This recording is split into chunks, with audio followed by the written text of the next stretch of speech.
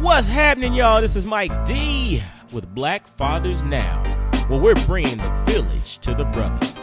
Every couple of weeks, you can look forward to a quick inspirational message or a thought-provoking guest with knowledge and wisdom, all geared towards helping you be the best father that you can be. We're bringing the village to you. Now it's your turn to do something with what you learned. All right, y'all. Let's go.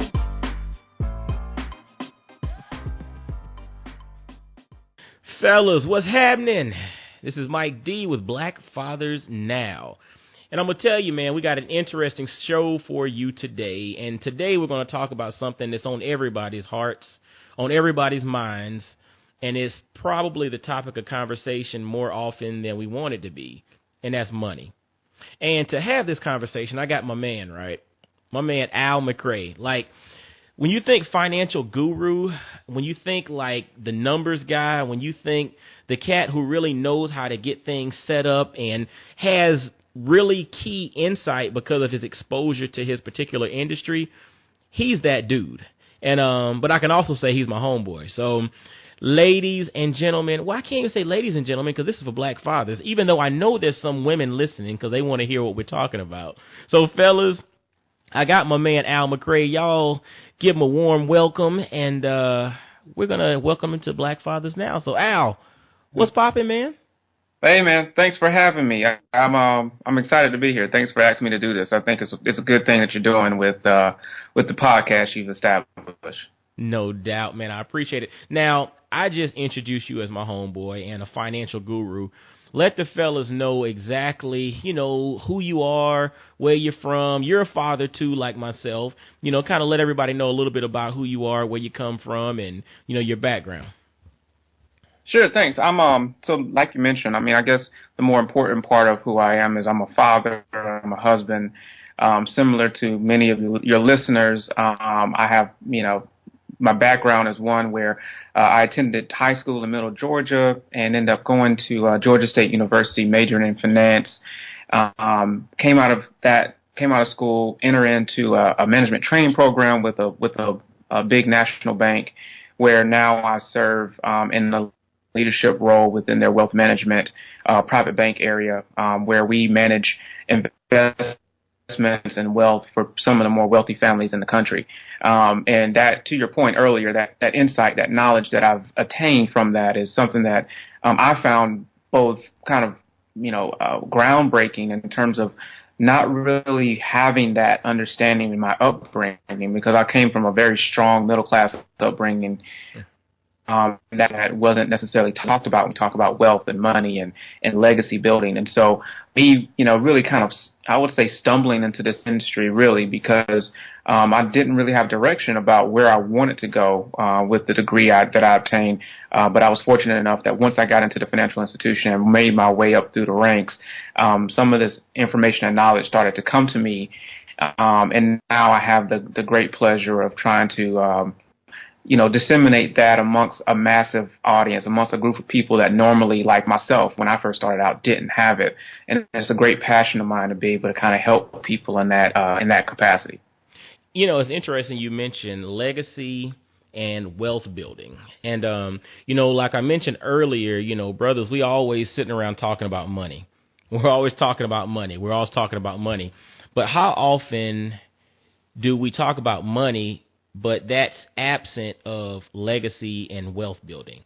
Like, what is your perspective on, because you think about us, we're brothers in our mid-30s, late 30s if you want to admit it, but mid to late 30s. And, we do talk about money a good bit, but how often, just in our casual conversations about money, do we actually transition over to talking about legacy and wealth building? Well, to be honest, money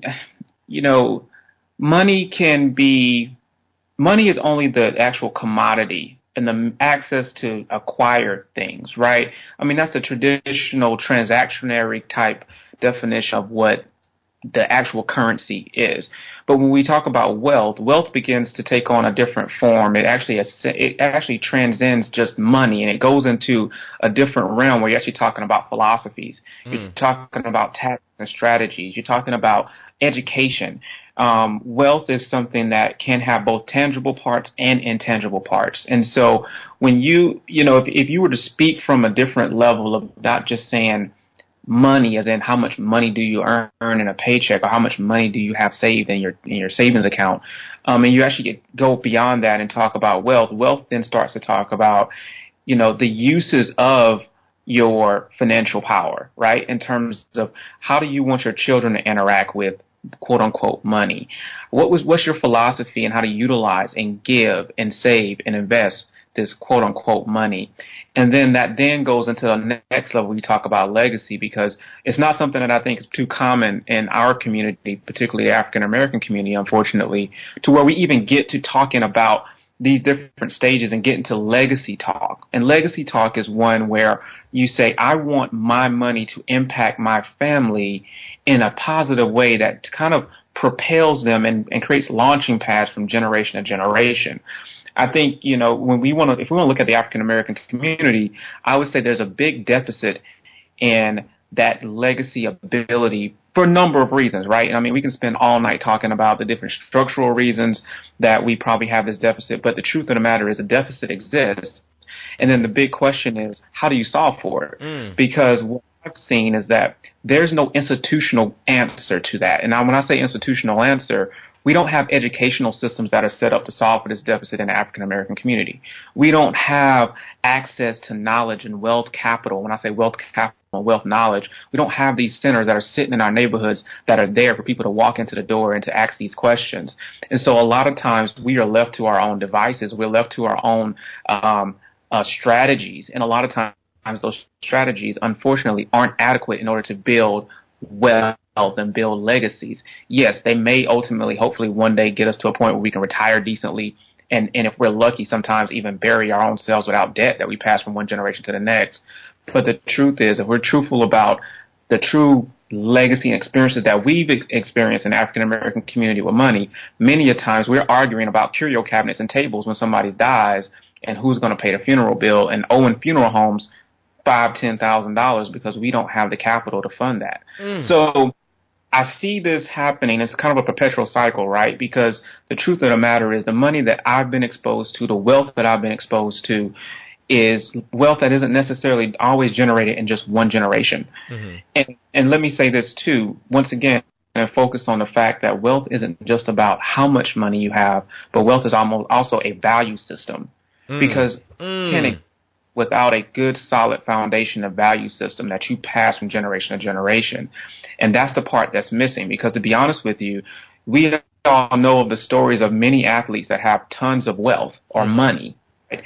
But they don't have a good base value system, and therefore that value system leads them to not have any money in a very short amount of time. So I don't want your listeners to get wrapped up in, well, I don't have enough or I don't have a lot, because the truth is that wealth doesn't begin with a lot of money. Wealth begins with a solid basis and a solid value system. I'm going to tell you, fellas, my man just dropped some wisdom. And if you don't take nothing else from what he says, I want you to peep this. Wealth is a value system. And it's crazy because I have a degree in economics, and, I think about investments and long-term planning and all that kind of stuff in our own personal family life. But him dropping this knowledge of wealth is a value system, it basically takes money out of the equation, and it establishes wealth as a system of how you operate. It's a system of ideals. It's a system of practices. It's a system, and that system can be taught to your kids, fellas, and that system can then be taught to your grandkids, fellas, and that's how legacy builds, and wealth in itself becomes a value system, and is not simply a dollar amount. You mentioned a couple of things as well. You also said financial power. And then you also mentioned the notion of children's relationship with money. That is big. And when you said that, it took me back to when I was a kid. And it's funny to admit this, I never knew what my parents made until I was an adult. It's like it's like this fear of money, but that's a generational thing that's passed down over and over, that we fear it, but we don't understand that it's a tool. But once again, back to what Al just mentioned, wealth is a value system. And then the notion of creating legacy and, there's systemic things, yes, that we can't control, but wealth is a value system. I guess my question to you now, you've been exposed to all kinds of wealth, and you've been exposed to people who have generational stuff, but then you've been exposed to people who have built it within one generation. And so I guess my question to you, and speaking to the other brothers that are out there right now, what are some of the foundational steps to building this concept of wealth being a value system? I mean, think about a brother who's basically starting at ground zero. He's got kids, he's got a wife, maybe doesn't make a whole lot of money. From a practical perspective, where does he start? Yeah, so, this is where we kind of begin with the basis of what a value system is, right? Because to your point, it's a system of beliefs. It's a system of practices and approaches to how you even manage what you do have, regardless of what the amount is. So I would say first, for leaders of households, for fathers, even if you're not the breadwinner, it's important. It's not necessarily the case that you have to be the breadwinner in order to set tones. But, if you take the biblical interpretation of what it is to be a father and be a husband, you know that you are still head of the household. You still set a tone. And that tone is set both on a spiritual perspective, on a psychological perspective, and even on a financial perspective. So I would say still, for brothers out there, even if you are not the breadwinners, it still applies to you. So first, understanding that discussing finances in the household in a positive tone is your responsibility and your duty. So you must be open to that, and you must create a relationship, whether it's with your spouse or whoever you're living with, or even if you're a single father and with your children. You create a situation where when you discuss finances and money, you don't do it in a negative manner, you do it in a positive manner. We really have no idea on how children soak up our negativity when we talk of certain things. So when we talk about not having enough money, or we talk about bill collectors calling, or we talk about, whatever it is in a negative aspect when we talk about money, our children pick up on that, and their relationship with money tends to be a more negative one. So for us, it's setting the tone positively when we talk about money. Secondly, without compromise, you need to demand that your family live within their means. Now, this is one of the hardest ones, Mike, because we live in a society where the acquisition of things is usually correlated with success. And what I would say, we're dealing with families that are truly wealthy, families that truly have set this foundational system in place, is that there is no correlation with the acquisition of things and wealth. Say that again. There is no strong correlation between the acquisition of things and the level of wealth. Actually, there's a negative correlation with that. The more cars, clothes, houses, shoes you have, the less wealth you have. Hold on. Park. You got to park there. You have to park there, because when we stop and we think about, we base wealth, or we base finances a lot of times, or we base a person's level on what we see. Okay? Yes. So to that point, you see the brother driving an $80,000 Benz, or you see the $400 limited edition Jordans, or you see you see all these things. So in your mind, you automatically assume that person has money, that person has wealth. But to your point, and this is deep, fellas, there's no correlation with the acquisition of things and the level of wealth. It's actually negative, meaning the more stuff you have, typically your wealth is minimal, correct? Lower, yes. Wow. So what I would say, to take that statement a step further, wealth is more about what you can't see than what you can see. And I say can't see from a standpoint of intangibles. Wealth is more about people's discipline, individuals' value systems, than less about the cars, the houses they drive, what they wear, and so forth. So anytime you see someone, and this is one of those things where I think it's cultural. I mean, from a standpoint of us living in this country, one, and two, just largely based within our community, how we have been brought up from a standpoint of assignment of wealth, quote unquote. We always look at what are those tangible things that somebody has. The more I can see of your money, Meaning the more I've seen you spend it, the more I assume you have. When in practice, the opposite is the case. Where usually, if you don't see where someone is spending money, if you can't tell that they spent money, they probably have more than what you think, and vice versa. So that's a hard one to get over because, like I said, once again, we live in a society where people naturally want things, and self-denial and structure and budgeting doesn't come natural. And particularly if you grew up in a household, what I mentioned in my first point, where there was always a negative connotation with money. So when you do get it, your first instinct is to satisfy yourself by spending it on things. And if we're honest with ourselves, those things usually have a depreciating return when it comes to satisfaction, right?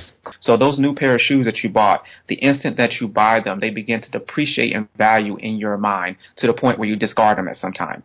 Same thing with clothes, same things with cars, right? Those things that you buy have that high, that rush, and it goes away. So you have to resist that. And I'm not saying that we should deny ourselves the pleasures of life. We should deny ourselves, having a nice home, having a nice car, going on nice vacations, but you have to do it in a way that's consummate, meaning that it's in line with your earning power. And you have to make sure it's structured and that you monitor that. And that comes down to the blocking and tackling or the budgeting, let's say, within a financial plan. The third point I would say is that your family's financial health should come before anything related to consumption, meaning you should value your family's financial health way more than you value the acquisition of things. And that kind of ties into point 2. Number 4, just remember that all debt is the enemy. I don't care what kind of debt it is, it's the enemy. Understand, we utilize debt to things like acquire homes and acquire cars. I understand that. In a practical sense, we all utilize debt. I still have debt on my home, for instance. So when I say all debt is the enemy, just understand that, yes, debt acquisition is necessary in certain cases, but once again, it has to be in line. It has to be appropriate based on your earning power and where you are. And particularly when we get in talking about consumer debt, that's credit cards. That's debt that we acquire to buy clothes, to buy televisions, to buy things. That type of debt is the worst of them all, right? And we should see it that way. So anytime that we utilize debt, it should actually make us feel bad that we're doing it, because in the essence, you're inviting the enemy into the wealth plan or the wealth building exercise that you're seeking to build. And lastly, I would say, this is for my brothers that are married or looking to be married, just understand that financial structure and success increases the success of your marriage by up to 50%. Wow. Say that again. And financial structure and success increases the success of the long-term outcome of your marriage by up to 50%. So you have a better chance by up to 50% to remain in a healthy relationship with your spouse when your finances are in order. And why is that? Of course, divorce, the number one reason for divorce is finances, and it's because people are not able to get on the same page. And so this is where the spiritual kind of comes into the financial, right? Because we really do focus, I would say, pretty well in the African American community on, premarital counseling before we go through marriages, right? That's a pretty common thing for us to do. I mean, a lot of us are affiliated with a house of faith, a house of worship, and we go to our advisors, and those places tend to be pastors, reverends, deacons, bishops, whatever the case may be, and we seek out spiritual guidance as we go on this road, a journey to get married. But one thing that we miss in all of that is financial guidance and financial counseling. And not to take anything away from the spiritual leaders, but they are not equipped to give you what you need from a tactical financial standpoint when you're getting ready to enter into a union, because you two are bringing 2 sets of credit scores, 2 balance sheets, 2 philosophies of money, and all that has to be reconciled, and it all has to be worked out, and roles need to be defined, and there needs to be, back to my first point, there needs to be a healthy relationship with the other person, with that spouse in the household, as you all address your financials on a monthly or quarterly basis, whatever the case may be. I try to make it a practice with my wife that we sit down in meetings where we talk about our family's households. I'm kind of the CFO of it all. I give her the title of CEO. That's smart. But overall, I'm accountable to her to make sure that we have that discussion. And it's not enough just to say, I'll take care of it. We have to involve the other person. The other person needs to be involved, at least from a knowledge standpoint. I do all the tactics of structure and placing accounts and investing and so forth. But she is fully involved with understanding where things are. And as we think about what is one of the best gifts that we can give to our families, in the case that anything ever happened to me, she will be taken care of from the standpoint of not only knowing where things are and how things should be structured, but also I've made sure that I protected the income that I provide to the household. I protected it so that she won't have to change her lifestyle. And so that's getting into the whole conversation about tactics and insurance and investing and so forth. But overall, by having that structure in place, you increase the success of a marriage, like I said, by up to 50%. Man, fellas, I hope you were taking notes, right? And if you weren't, just push rewind a little bit and hear this again. Because once again, going back to what Al mentioned initially, wealth is a value system. And he gave 5 key points that we need to pay attention to. First, we need to discuss money positively. We need to discuss finances positively so that we just set the tone of money not being the enemy. Okay. Second, he mentioned living within your means. For those that don't understand what he's talking about, budget. Setting a budget, living within your means. Don't overextend yourself. The third is basically putting your financial health over any other type of consumption, over buying anything. You need to put your financial health at the top of the list when it comes to stuff. Your financial health comes first, all right? Fourth, he mentioned all debt is the enemy. And when you invite debt in, you are inviting in the enemy, with consumer debt being the number one worst one to bring in. So make sure you pay attention. And then last but not least, for the married brothers out there, financial success increases the success of your marriage by up to 50%, because we all know that the number one reason for divorce is money issues and money problems. So you can increase the likelihood of success with your marriage by basically having financial structure in place and financial success. And so to that point, your financial success can start from these 5 points that Al just threw out there. I mean, that's fellas, this is a starting point. This is a starting point. Now Al is equipped to go very tactical and go in depth in regards to, investments and insurance thoughts and kind of scratch the surface a little bit. Like, we've kind of given like a framework of getting started, but you kind of tease the notion of insurance. Like, if something were to happen to you, your income is replaced, going forward for your wife. Kind of tease into that a little bit, because sometimes we think about making money, but we don't always think about the notion of protecting or preserving, what we made, or preserving the lifestyle, or preserving the lifestyle of our family should something happen to us. Talk to that a little bit, man. Sure. So a healthy financial plan contains a number of different elements. And so I mentioned insurance, but really they kind of run the gamut in terms of, we talk about our desires for retirement, our desires to fund education for our children, understanding our tax situation and how that feeds into our plan, the investments we utilize, whether that's within the retirement accounts or outside of retirement accounts, insurance, any type of insurance that we utilize to protect our wealth and protect our income and our earning power, and then our estate plan, which I would say is probably one of the most underrated, underutilized elements of a financial plan within our community by far. So those 6 different topics that I just went over: retirement, education, investments, taxes, insurance, and estate plan.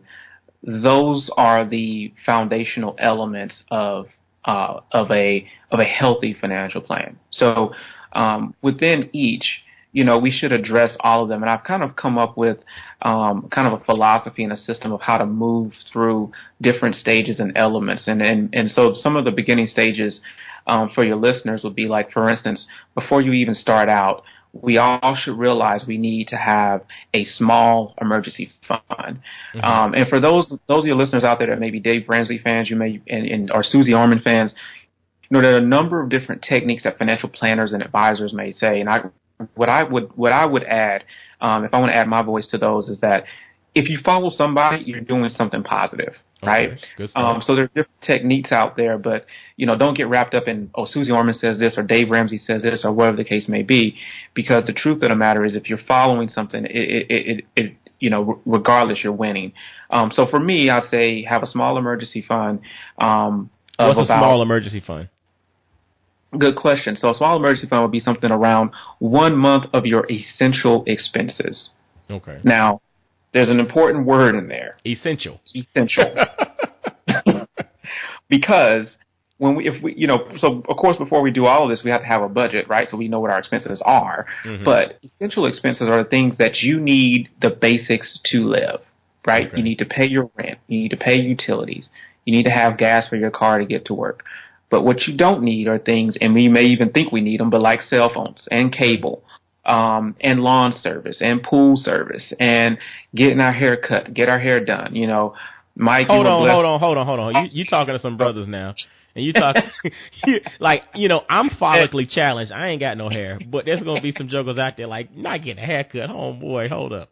Yeah, find somebody to line you up, man. Find somebody to line you up. Or tell your barber you're going through some things. See if you let you slide by. Something. But you gotta work yourself down to those basics of living, and then from there that becomes essential, right? Because essentially what we're saying here is that the first level of this is that if something were to happen, you need to be able to live for at least 1 month in terms of a job loss.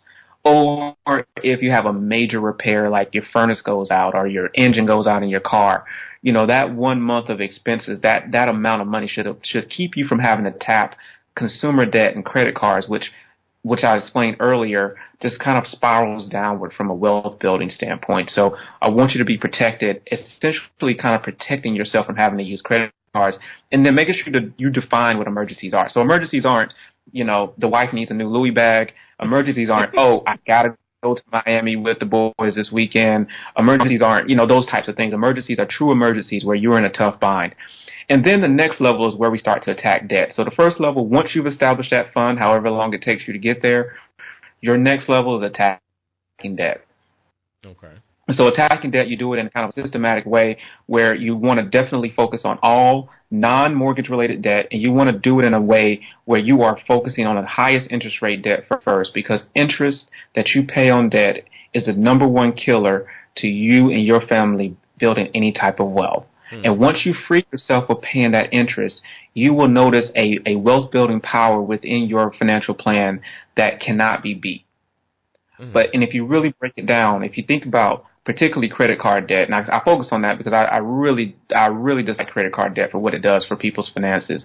But if you go back, and if you want to do an exercise that kind of would hurt you, look at old credit card statements. Take statements from 1 year, 2 years, 3 years ago, and look at what you bought, and go find those things if you can. Go find those things. Go find those shoes. Go find those shirts. Go find all the stuff that you have that's on those statements, and understand if you paid $100 for those shoes, if you add up the actual interest, you probably paid about $300 or $400 for those shoes. That's wild. And so that's exactly what credit card debt does to you. So by focusing on eliminating your debt after you have that kind of small emergency fund there, you can really start to get more power in your financial plan. And so those are the two. I will say those are the two big ones to get you started. And then of course there's other levels and ways that I kind of guide people through a consulting program that I offer. But those two kind of get people started. And then we get to talking more about investing. How do we go about investing in our 401k accounts? Hey, what even is a 401k? Why? Important. What are the advantages of it? And then what's the next step after that? So we go through these it's about 7 different levels or stages. And for those that make it to the top of this kind of pyramid that I've designed, that's where you reach what I call the pinnacle of wealth building. Because by the time you've gotten there, not only will your wealth be higher, but also we would have established some values throughout this entire process, and that's the magic of it. Is that very intangible part of wealth that I talked about. The only way you get to that pinnacle is you have to establish some rules and boundaries and values that you don't violate Otherwise, there's no way you're going to get to the top if you can't do that. And so for people that I've helped that have gone through this process, I've seen growth in them, both from a maturity level when it comes to finances, but also within their families and how they start to share that great knowledge and that excitement with their families. It's tough. Don't get me wrong. Mike, you're somebody that I know is a big person on working out. I'm trying to get myself together now, man. If working out was correlated to finances, I'm at like the bottom level right now. I'm still trying to get there, But the truth of the matter is there's strong correlations between the consistency that's required in working out and the dedication that's required and the discipline that's required. Because to get that summer body, to get that body that you want, as you know, it's not just about how many hours you spend in the gym. There's diet that goes into it. Rest that goes into it. There's what you feed into your bodies that goes into it. So there's a lot of different elements. And by the time if you look at somebody that's sculpted, that looks like a perfect kind of sculptured body, and you talk to that person, they will tell you there's a number of different levels and stages they had to go through in order to get there. It just isn't a 30-minute workout video by Sean T. There's a lot of different things that go into that. So building wealth is very similar. And I agree wholeheartedly, man. I mean, it's work. It's work, and you got to put the work in, but you put the work in on the front end, and it pays off on the back end. That's with anything in life, but we just have to be willing to put the work in. You mentioned something a second ago that you have a program that you offer. Talk to us a little bit about that program. So what I've been doing is, as I mentioned, because I have access to the information and knowledge of how people over years have built wealth, and I've started to learn these different techniques, I realize that there's a gap, as I mentioned earlier, in the translation of information to individuals that may be interested in building wealth, but just don't have the knowledge of how to do it. So maybe, your listeners out there, maybe they're professionals, they earn a good amount of money, but they just don't see themselves being organized. They have a little debt they need to pay off, but they're not really sure, how to go about it. Or they heard about 401k investing, or they heard about, education planning, but they're not sure what the right tactics are. The real, I would say, tragedy of the financial industry that we have structured today is that there's no real place for that type of person to go and get the type of advice that they need. So what I decided to do was to take the intellectual capital that I have and to translate it to individuals that are interested in trying to better their wealth standing. And so really it's a program where I kind of assess an individual's goals, their objectives, kind of their thoughts about wealth. And it's a lot of education, to be honest with you, because a lot of the topics that I would talk about aren't necessarily, like I said, readily available to people, or people don't really have a good understanding of them. And so I would assess people's, usually the best situations I would say to work out is that I have an individual or have a husband and wife who, like I said, earn good money, but they just don't have any structure to their plan, whether they're lacking a budget or they don't know how to fit everything together. And so I kind of offer as a consultant to come in and kind of help them organize. Now, I don't do any implementation. I need to make that clear. I don't manage any investments on behalf of individuals.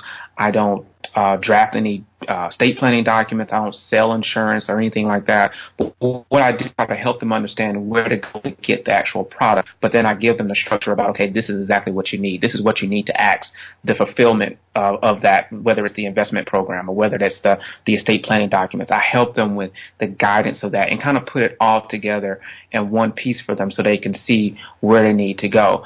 And so, like I said, the industry right now is highly fragmented.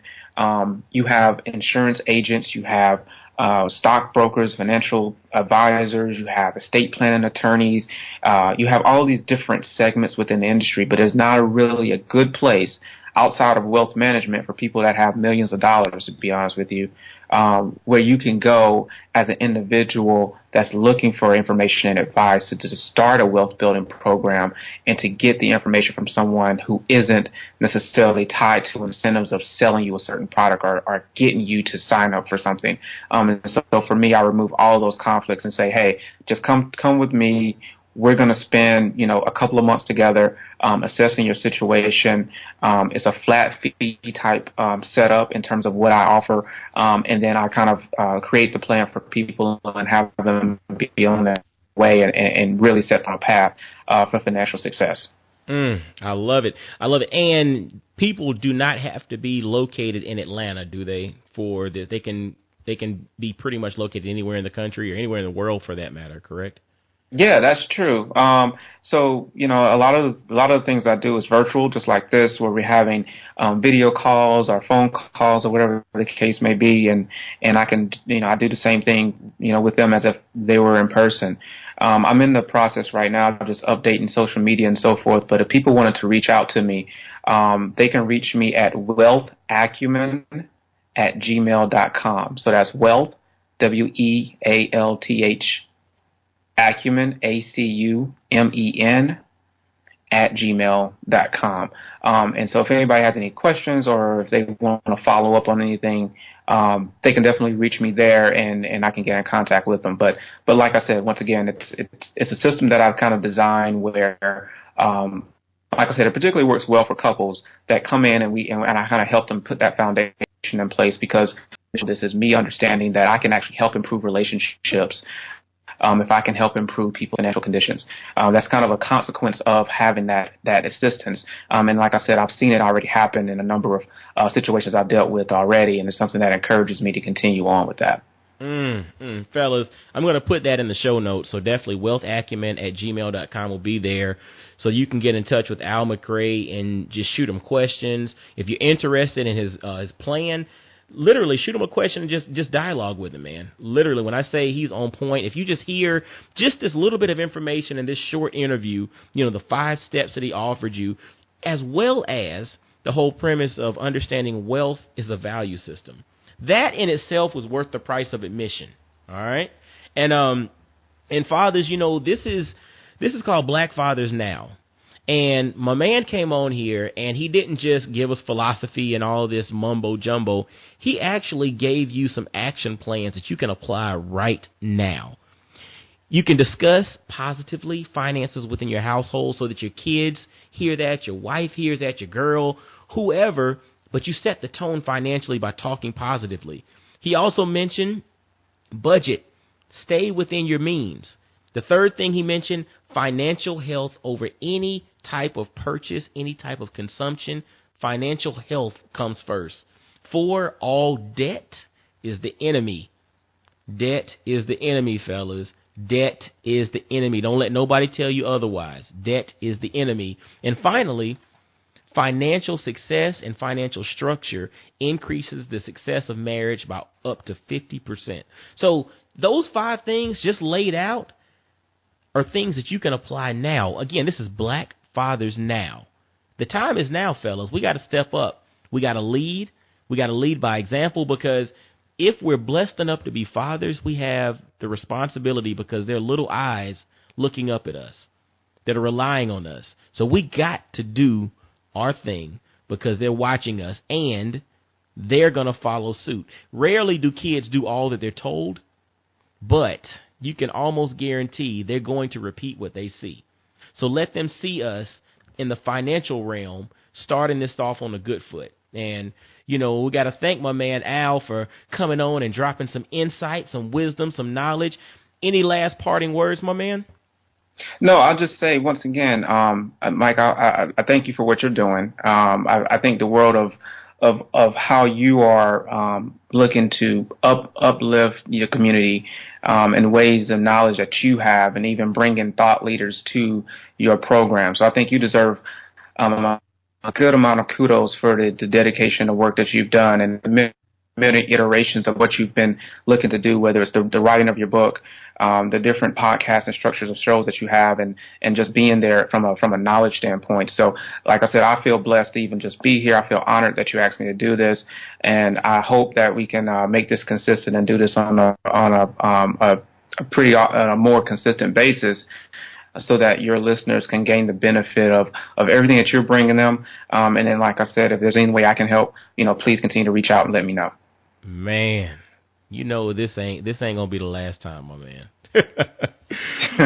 But fellas, as always, y'all be blessed, well and wise. Until next time, I'll holler at you. Peace. Yo, fellas, I hope you enjoyed today's episode.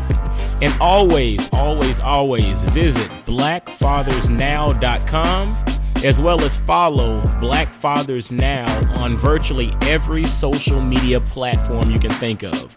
Instagram, Facebook, Twitter, everywhere. Just follow us and engage with us, man. Look forward to hearing from you. And I guess until next time, I'll holler at you. Peace.